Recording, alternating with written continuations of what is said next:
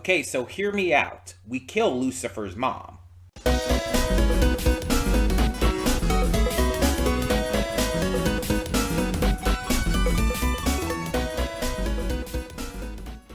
Hey everyone, welcome to Prince of the Gay. I'm your host Connie, and today we are here with season 2, episode 9 of Lucifer. And yeah, it seems like the main villain of this season is going to be Lucifer's mom. Like, even now, like, she's planning on pulling some crazy shit and basically forcing things to go back to the way she wants them to go. And like the intent, I feel, has some merit. There's something to it. Like, she just wants her family back together. She wants everything to, like, not be so fractured and all. But at the same time, the way she views, like, humanity and everything is definitely a problem. And it's very clear she's going to try to use Chloe as a bargaining chip against Lucifer. It's very clear that she's going to, like, probably threaten or even actually hurt her. And that's not okay. It's not a surprise that Amenadiel is on her side, because Amenadude is absolutely the kind of guy who would be. He's, let's be honest, a bit of a mama's boy. And, I mean, a bit of a daddy's boy, too, to be fair. He's just very dedicated to his parents. He doesn't really tend to, like, delve too much into his own free will, and it's a little disappointing. He's so, like, focused on being the best son to them he can be, he neglects himself. And I feel like that's a major theme with that. While kind of on the opposite end, Lucifer is so focused on himself that he neglects his family. And I don't think either one is necessarily healthy, because Lucifer's attitude towards things has kind of caused problems in and of itself. And that's why his mother's doing what she is. But it's to a point where this does need to be addressed. And I think Lucifer's getting better, and I mean, Chloe is obviously helping with that. Um, I think Lucifer will, like, get through to his family. I don't think we're actually gonna kill his mom. That would be crazy. Like, and there is a way to do it. We have the blade. Like, that would conceivably work. But at the same time, it's like, I don't think it's gonna happen. I think that she's probably going to do some really bad stuff, and it's going to get, obviously, Lucifer scared and angry. And he might even threaten to use the blade on her. But I think in the end, they are going to come to an understanding, and I think something's going to stop her. I don't know exactly what yet, but something's going to change her mind. I'm very curious to see what does. Maybe Amenadiel changes his mind first, and he helps actually change hers. That could be it. Um, but yeah, I'm very curious. Very curious to see how this goes, because I feel like it's going to get worse before it gets better. And on top of it, we still have all these, case of the week things going on. This is kind of something, I don't know if I mentioned this before, but it's kind of something that Supernatural did as well. Early on in the series, they really were going on with, like, oh, we're going to take on these different cases of these different monsters. But then later in the series, it started focusing more on these little, like, arcs, these little story arcs that focused on, yes, different monsters and all, but didn't, like, they weren't like a case of the week kind of thing, you know? It wasn't a monster of the week situation as much as it was, like, an ongoing narrative. And occasionally there would be, like, a monster of the week episode here and there, but it became a little more um, focused. And I'm hoping that's what this series does as well. Obviously, this series is nowhere near as long as Supernatural, but I hope that over time it becomes more focused and less kind of all over the place. Um, because these episodic case of the week things can be fun sometimes. But honestly, I'm much more invested in the actual like narrative that they're painting overall. I don't really, excuse me, I don't really care about the case of the week stuff as much because it's so finite. You know what I mean? Like these characters aren't going to return most likely, and it's just a one and done story point. It's not as interesting to me.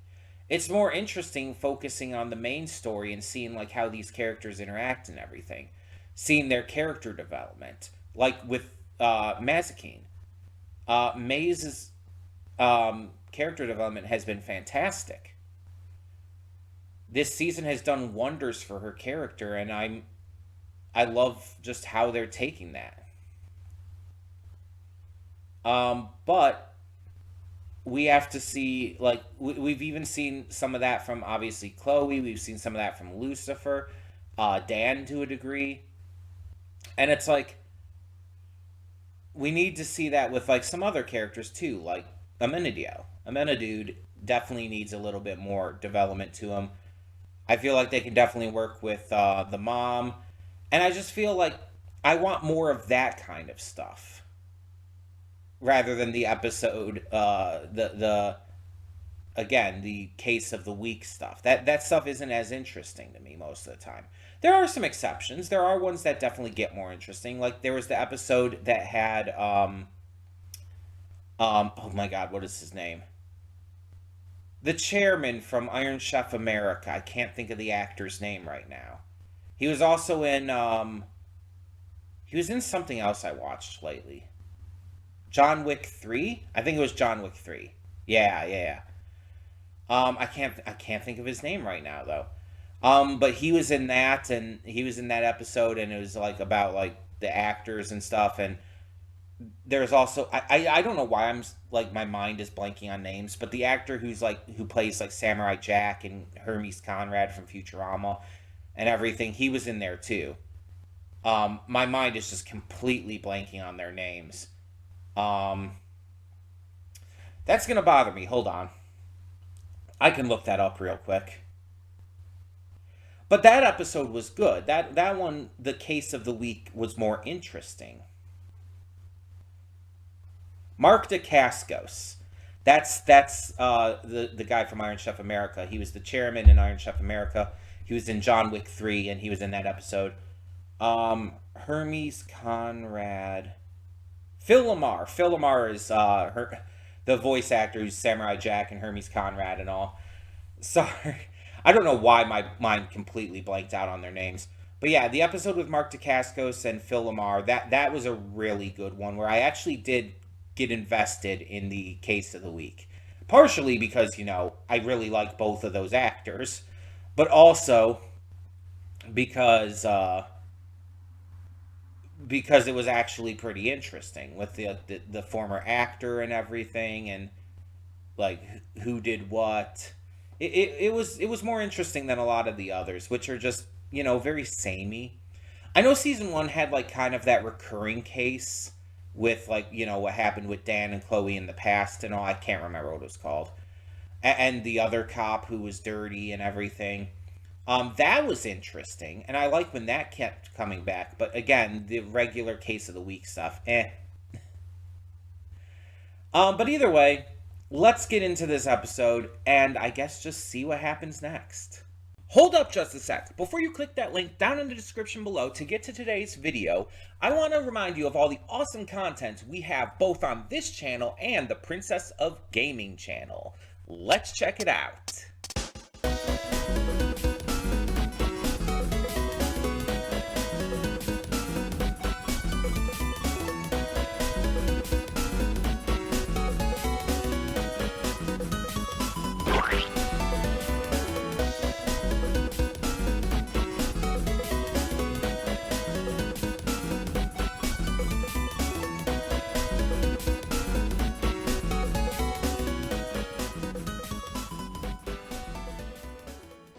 And we are back, and we'll begin with spoilers in 3, 2, 1, now.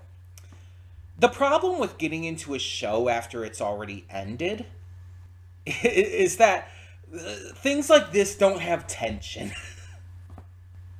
Because I already know Chloe's a main character throughout the entire series. I already know that. And again, it's just a hazard of getting into a show after it's already been over. Hazard of, like, already having seen people talk about this series and everything. So it's like, I know she's not going to die. Now, she could get hurt. That could happen. But I know she's going to end up being fine. So it's like, I'm not actually that worried.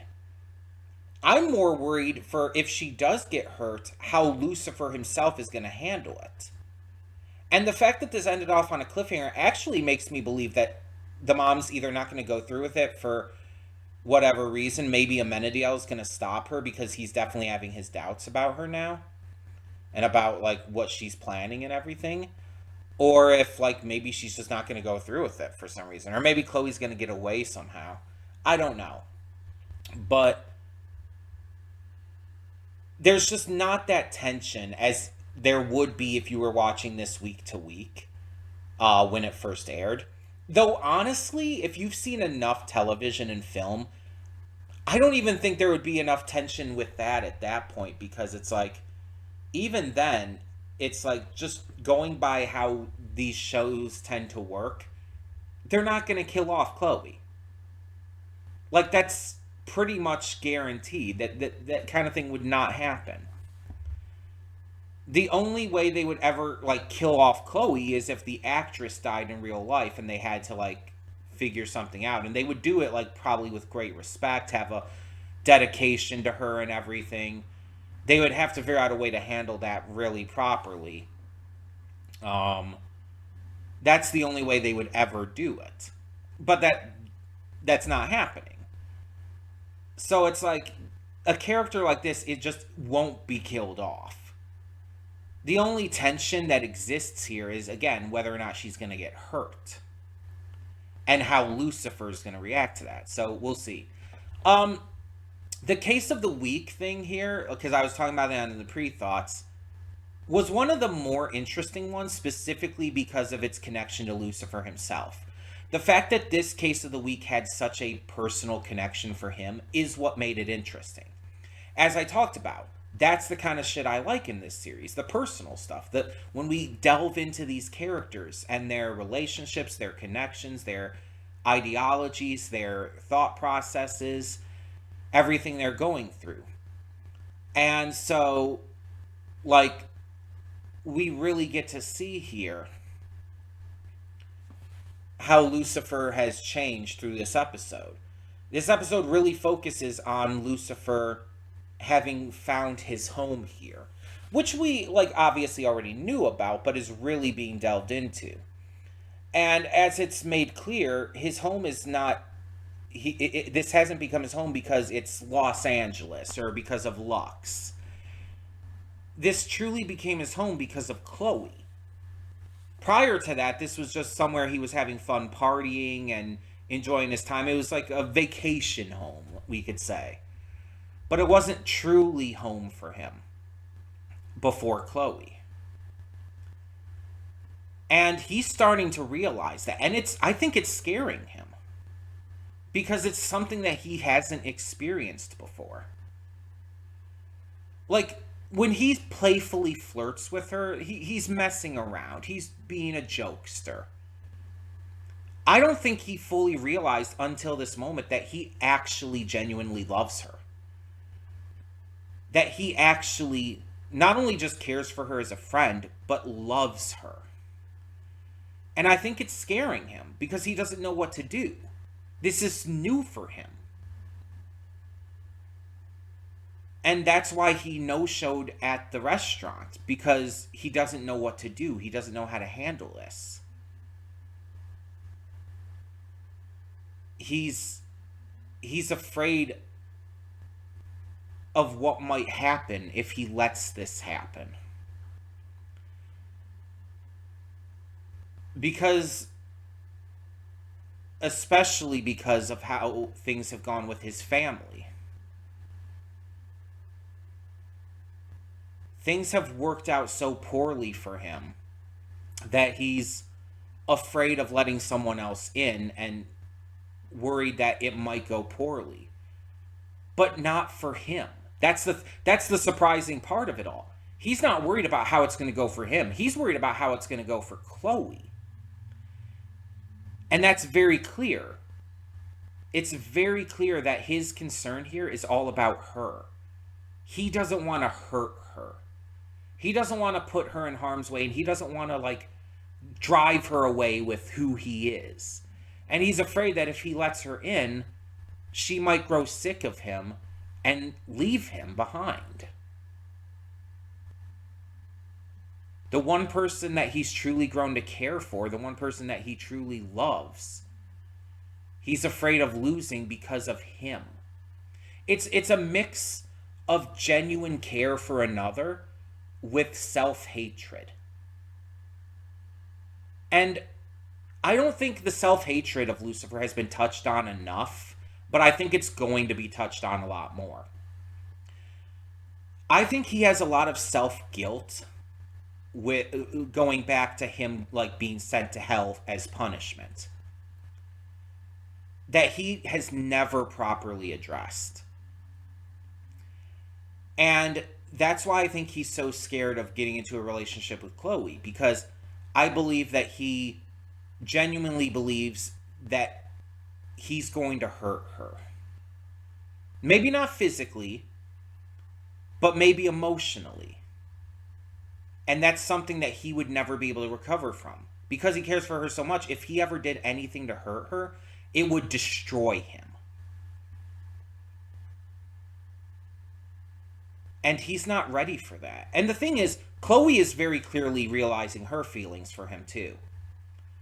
Like with the entire jealousy thing brought up last episode, and now with this, with her accepting the date, like clearly a date, and everything. She's clearly starting to realize she has feelings for him too. But I don't think she's like fully accepted it yet either.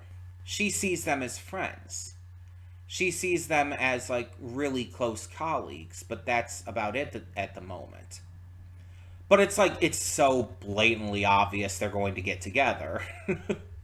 Like, exceptionally obvious. But I like how they're doing it. Some people are not a fan of like a slow burn romance in media. They want it to like happen a lot quicker because in real life it doesn't usually take super long. It's not usually dragged out this long. It's like when people fall in love, they a lot of times will fall in love after maybe a couple of dates or getting to know each other like in a shorter amount of time. It doesn't usually take, months and months or even years of time. And mind you, a lot of that also comes down to, you have to realize, the format of a show. With a show, it's like these episodes are being released weekly. You got like a season, like probably once a year. It's like, yeah, it's going to feel like it's taking longer than it actually is. For them, it might not have been that long. Like for them, it might have only been a few months. But the way they're doing it feels believable and natural for how it's going. For how the storyline is paced and presented for us. It feels like the relationship is properly being built up to. They start as, like, basically, not enemies, but, like, regretful allies. Then they turn into co-workers and eventually become friends. And their friendship grows over time to the point where it's starting to go into the point where they love each other, but have not yet tackled that. They haven't admitted it to themselves fully. They haven't admitted it to each other. It's progressing as time goes on. And for a series like this, that's the best way to handle it. Don't get me wrong. I love it when a show, like, just has a relationship, like, kick off really quickly and then has the rest of the show be about the relationship. Best example is probably the anime Ore Monogatari, or My Love Story. Um, Fantastic series that touches on Yamato and Takeo Goda, a couple who fall in love like pretty much right away. It doesn't devolve into a will they won't they just do. They click super quickly, and the entire rest of the show is just about their relationship and about them just being super fucking cute together, and like being probably one of the most wholesome relationships in almost anything I've ever seen. Like, let's be honest, if you've seen Ore Monogatari, their relationship is goals. They are so fucking cute. Um, but yeah, that's what that show is about, and the manga it was based on. This isn't quite like that. Lucifer is obviously a series that touches on a lot more nuance, a lot more struggles, and issues both internal and external for each of these characters. And so it's going to take some time. It's going to take some development. Because these characters have a lot on their plates in terms of their personal issues, too. Like, Lucifer's not ready for a relationship like this at the moment. Not with everything going on with his mom. He is not in a place for a relationship like this. And Chloe just got out of a relationship with Dan. She's trying to do her best with her daughter and everything, and she's not quite sure she's ready either. And that's entirely fair. Like, even Dan was saying kind of like that he just got out of a relationship, and he's been like very antsy about getting back on the dating circuit because of it. It's like, yeah, that's believable. I just really like how this is being handled. Um, I also like how we didn't get a definitive answer on who killed the dude. It's more than likely the girlfriend, but it could have been his son too. It could have been Eric. But it's never actually definitively stated. They instead take dual blame and go to jail together. They choose to take the blame for it together so they can stay together. Though, with how prisons work, I don't think they would actually stay together, would they? Because usually prisons are separated into like gendered blocks and whatnot, right? And either way, they wouldn't be in the same cell together. Honestly, would they even see each other? Like, much at all? I don't know. Maybe prisons are different than I think, or maybe it depends on the prison. I don't know. I don't know. But either way, like, they chose, we never actually got the full answer on that. But we did get the answer on Lux being saved. Chloe was able to, because of what Lucifer said about the place, have it declared as a historic site. And yeah, historic sites are exempt from being torn down because they have, important meaning. In fact, a lot of times they're not just not torn down, they have to be preserved. They have to be kept in good condition because they're historic sites. They have to be respected as such. And the fact that this club, that Chloe was able to get this done, and you saw how that affected him. Lucifer was in shock, like genuine emotional shock, that someone would do something so nice and selfless for him. No one has ever done something so nice and selfless for him. He was so shocked, and he invited her on a date, like, without even really thinking about it. He just wanted to give her something in return. Like an extremely nice dinner. But, like, after, like, thinking about it and talking, going to the therapist about it, like, he started to realize, like, not just how much that meant to him exactly, but why it meant so much to him. And he realized he did come to realize at that moment that he does love her. That she is what he's been looking for all this time. And he found it. He found love. Love is the one thing he's always wanted. It's what he wanted from his father. It's what he's wanted from his mother. And something he's never truly gotten. And now, he's found it. And it's scaring him. Because it's something he's so not used to. This is the kind of episode that gives me a lot to talk about. This is the kind of episode that really makes me love this show. This was a really good one. But, all of that being said, tell me in the comments below, what did you think of this episode of Lucifer? And thank you, as always, so much for tuning in. For now, I'm Connie, and I'm signing off. See y'all next time.